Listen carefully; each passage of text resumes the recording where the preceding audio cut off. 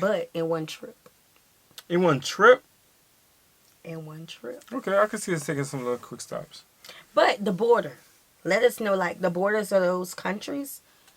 What's been your experience with that? Nobody got time to be going through no borders where they bribing and you know, just giving us a hard time. We ain't got time for that. Boy said the border's closed. Yeah, like it's not open yet. Let us know. When did it open? 2 more days.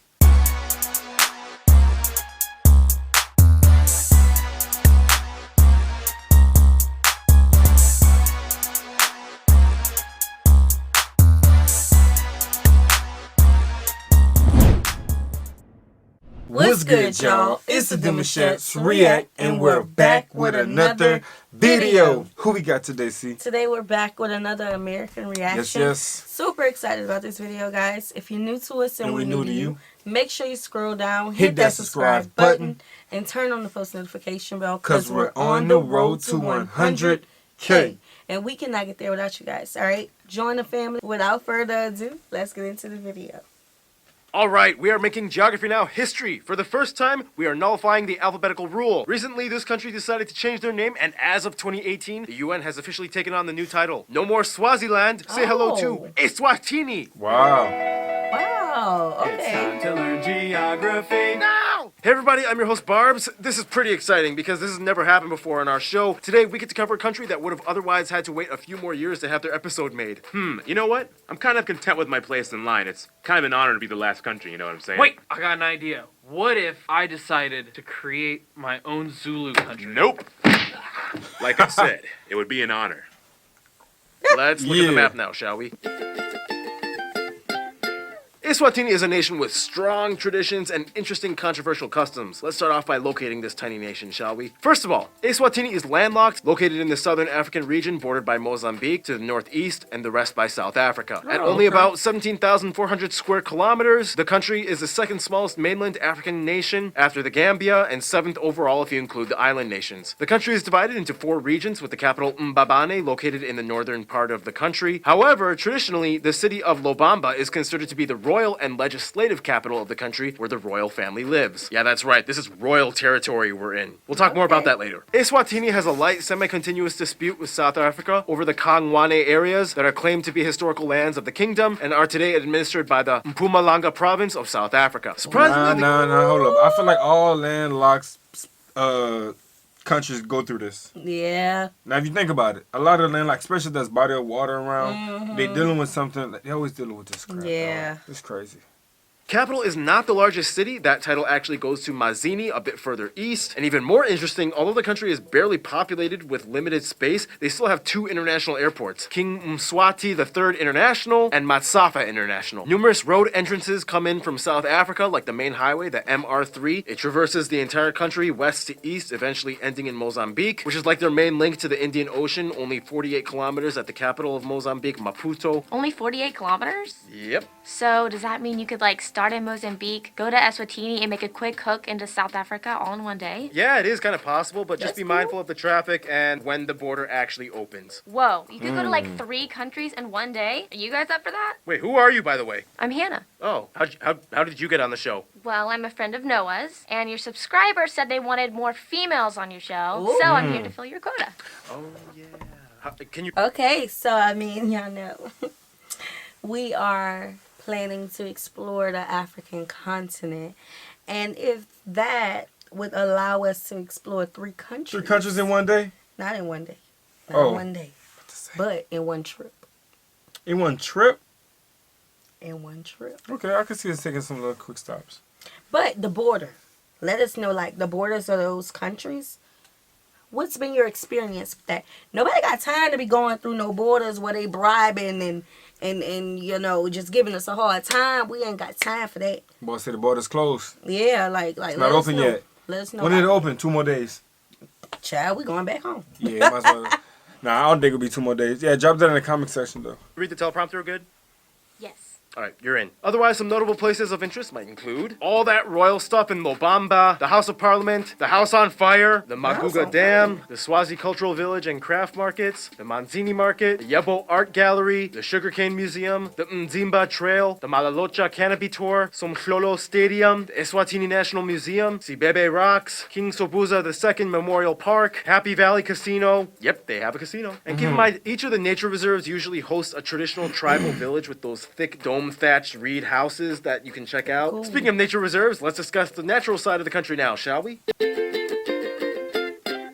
Now, Eswatini may be small, but you'd be surprised at how many diverse physical regions it actually has. First of all, the country is mostly sandwiched between the Lebombo Mountains to the east and the Drakensberg Mountains to the west, where you can find the tallest peak, and Lembe to the north. In between is the Lebombo Valley, the flattest part of the country, where most of the savannas, forests, and farms are found, as well as an abundance of rivers, like the longest one, the Great Usutu River. Some of the rivers are blocked up by dams, like the Komati River, which creates reservoirs, like the largest one in the country, the Maguga Reservoir. Whew. All right, this is about time for my triple shot espresso break. You know what? Noah, get over here.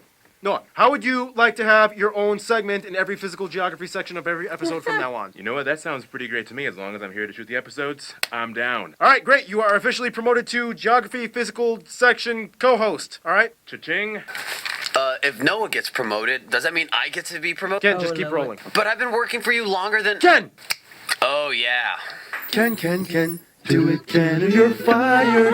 Ken, I swear. Funny. In addition to the mountains and valleys, which, by the way, have a ton of beautiful waterfalls like the one at Montenga, there's over 10 nature reserves, sanctuaries, and the most notable one, the Flane. Royal National Park, known for having the largest population of nesting vultures in the world. You can find the typical species of sub-Saharan Africa, the Big Five that I already explained in the Malawi episode, and the national animal, the Thompson's gazelle. There's also the Malalocha Reserve, which has some of the oldest mountains on Earth, and supposedly the oldest mine on Earth, Wenya. mine, speculated to have been used during the Stone Age. Economy-wise, over half of the population either works in agriculture and are subsistence farmers. Surprisingly, they are the fourth largest producer in sugar in Africa, despite the limited land area. They are also famous for producing two unique items, Wenya glass. which is often intricately molded by specialists, often to look like animals, clean. and Swazi candles, which usually come in multi-pattern designs, often shaped like animals as well.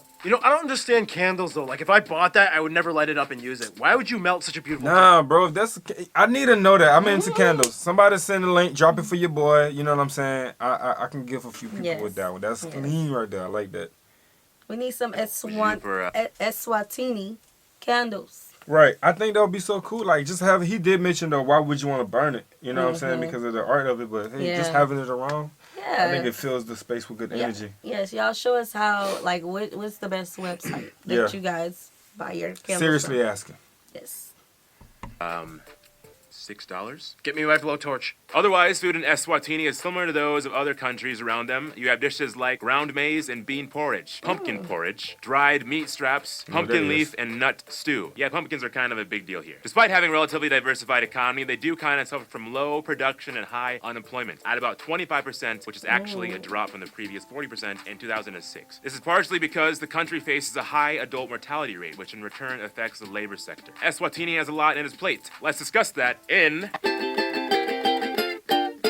Awesome, great job, Noah. Follow him on Instagram. Send him fan mail. Thank you. For the record, somebody from Eswatini is called Swazi. I love that word, Swazi. Anyway, the country has about 1.4 million people, and nearly 40% of the population is 14 or under in age. The country is almost completely homogenous, with about 97% of the people identifying as ethnically Swazi, whereas the rest are mostly white Africans, either of British or Afrikaner descent. They use the Lilangeni as their currency, which is pegged to the South African rand. They use the Type M outlet, and they drive on the left side of the road. Now here's the thing. We have to address the sad reality that Eswatini has one of the lowest life expectancies in the world at only about 50 years old. This is partially due to the fact that about a quarter of the entire adult population suffers from HIV/AIDS, and as of today, they have the highest rate in the world per capita. To this day, it's estimated that about 1 out of every 6 children under the age of 15 has been orphaned by losing both parents to the disease. This, in return, has caused a huge shortage in adult labor, and today, over 60% of the country lives in relative poverty. It's also forced the rulers to revise an entirely new social structure and policies in order to combat sexually transmitted disease diseases. One way they did this was by introducing a program of action which aims to reach first world status by 2022. In the program, it states that it will increase the number of HIV clinics over tenfold, both in urban and rural areas, with proper aid packages, and it'll also incentivize medical professionals to stay in the country to prevent brain drain. Speaking of which, in Eswatini, they speak Swazi or Siswati, a language closely related to Zulu. In addition, English is also co-official and taught in schools. They were a British protectorate for a while. Otherwise, Eswatini is not only a monarchy, but actually one of the world's only 4 diarchies. Ken,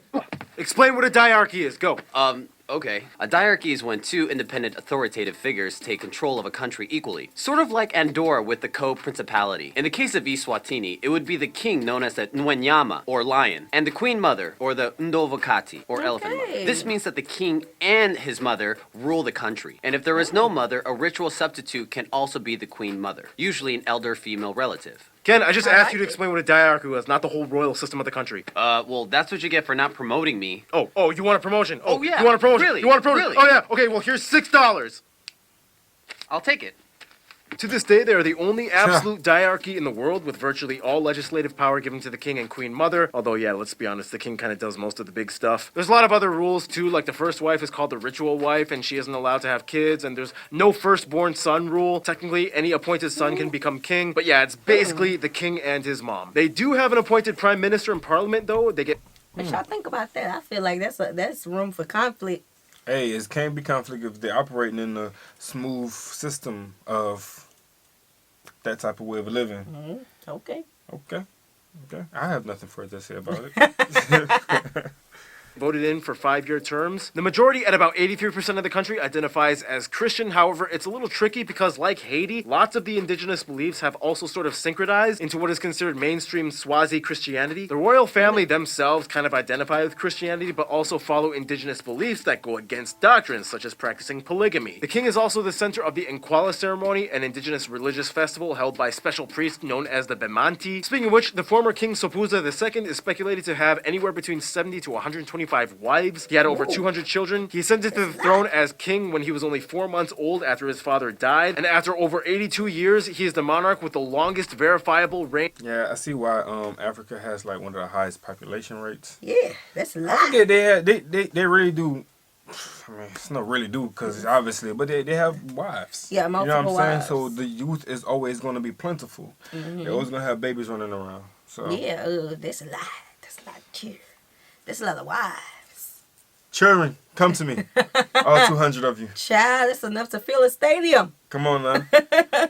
Big family. Recorded ever in history. This means that if Queen Elizabeth lives to be 110 years old, she could beat him in 2035. I think I did the math right. Okay, so 82 years minus her current reign, and then take the age and then add 17 plus the current year. Yeah, 2035, yeah. Going back to the ceremony thing, the most famous festival would probably be the Umhlanga ceremony, or the Fertility Festival and Reed Dance ceremony. Now, before I explain exactly what it is, full disclosure, the entire event is performed by bare-chested women. YouTube has stated that its policy is not to restrict nudity in such instances where it is culturally or traditionally appropriate. However, for the sake of safety and respect for certain viewers, we will censor it anyway. The festival is... Yeah, we tried to react to what it was. Reed dance. Yeah. And yeah.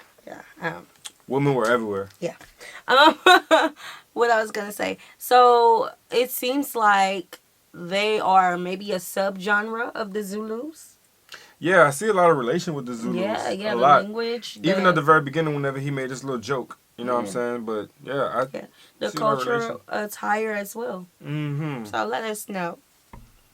For unmarried virgin women whom travel from the various chiefdoms to the Ludzidzini royal village, tens of thousands of women show up wearing special sashes, anklets, and skirts as they sing and dance with giant reed stacks which they use to repair holes in the windscreen of the royal village. The official purpose of the annual ceremony is to preserve the women's chastity, provide tribute labor to the Queen Mother, and produce solidarity amongst women throughout working together. Often the royal princesses also join in, and you can tell who they are if they wear the red feathers of the Luri bird, which only the royal family are allowed to wear. And that was a lot of culture info. Alright, condensed history time. We don't have a lot of time to explain, but in the quickest way I can put it, Bantus arrive, this king leads the Dlamini clan, this king becomes the king at age 6, Christian missionaries, Boer Wars, a bunch of more kings and queens take over, crossfire with the Anglo-Boer Wars, the country becomes a British protectorate, autonomy and independence, King Sopuza II repeals the constitution and bans all political parties, and develops a system favoring traditional tribal communities, 1990s civil action promotes more democracy, new parliament elections, and here we are today. And besides the royal family, some notable people from Eswatini or of Swazi descent might include people like Karl Crack, Mala Nun, Dennis Massina, Zola Maseko, Luke Hall, Robbie Nathan Gamedze, Tiffany Simaland, and a ton of soccer players. Alright, let's finish off this bad boy with some friends, shall we?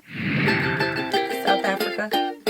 Now, Eswatini is a small country, but they still reach out to the rest of the world, and they have an interesting way of doing it. When it comes to outside of Africa, they're one of the few countries that recognizes and has diplomatic ties to Taiwan rather than the People's Republic of China. Taiwan has a lot of investment and each have embassies. The United States and the UK each give the most foreign aid from abroad, especially in the HIV/AIDS programs implemented by the Agency for International Development and Centers for Disease Control. They're also the largest bilateral donor to the Global Fund and invest heavily in education, especially in Eswatini's medical field. They're also part of the Commonwealth of Nations, which keeps British ties close. Inside of Africa, they are part of the Southern African Development Community and have ties to all the countries included. Of course, Mozambique helps them with trade and gives them access to shipping. Portuguese is also a commonly taught third language for the people. When it comes to their best friends, however, most Swazi people I have talked to have said South Africa, and specifically the Zulu areas of South Africa. Zulus are their cousins. They basically speak the same language and understand each other's customs. South Africa is the source of 90% of their imports and 70% of their exports.